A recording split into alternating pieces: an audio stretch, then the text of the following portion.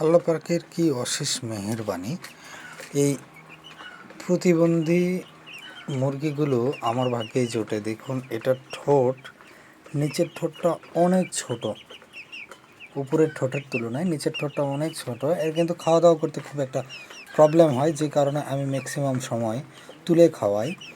আবার আরেকটা দেখুন, এ এতটাই পাগল হয়ে গেছে, মেন্টালি প্রবলেম, যে ও শুধু এখানে ঘুরবে ঘুরবে ঘুরবে, খেতে পারে না। তকেও কিন্তু আমি তুলে খাওয়াই এবং অনেকটা বড় হয়ে গেছে। তো আপনাদেরকে বলবো বলা হয়নি, আজকে বললাম।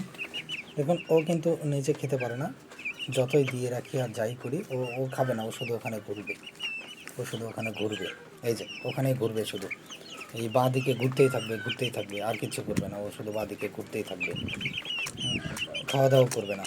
আর এ তবুও একটু খাওয়া দাওয়া করতে পারে, তবে কম। যখন একটু কম খায়, যখন দেখি যে না খাবার নেই, তখন আমি ওকে খাওয়ানোর চেষ্টা করি। দেখুন, ও খাওয়ার চেষ্টা করলে কীরকম হয় দেখুন।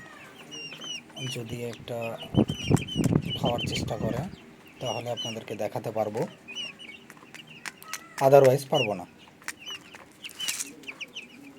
এই দেখুন, ও কিন্তু ঠোকর দিচ্ছে না। মানে ঠোকর দিলেও হয় কি, ও যখন খাওয়ার চেষ্টা করে তখন ঠোঁট দুটো অমিলের কারণে ওর মুখে খাবার দানাটা ঢোকে না। নিচের ঠোঁটটা ছোট হওয়ায় ও কিন্তু দানাটা ধরতে পারে না। এই যে দেখুন, ও কিন্তু ধরতে পারছে না, খুব কম ধরে। আর যখন ইয়েগুলোতে খায়, পটগুলোতে খায়, তখন বেশি থাকে, দুই একটা করে মুখে যায়। এটা খেয়াল করেছি আমি। তো এই হচ্ছে অবস্থা। আমি চেষ্টা করি এদেরকে একটু ভালো রাখার, একে খাওয়ালাম এক্ষুনি। তো আজকের মতো বিদায় নিচ্ছি, দেখা হবে পরবর্তী ভিডিওতে। ভালো থাকবেন, সুস্থ থাকবেন, আল্লাহ হাফেজ।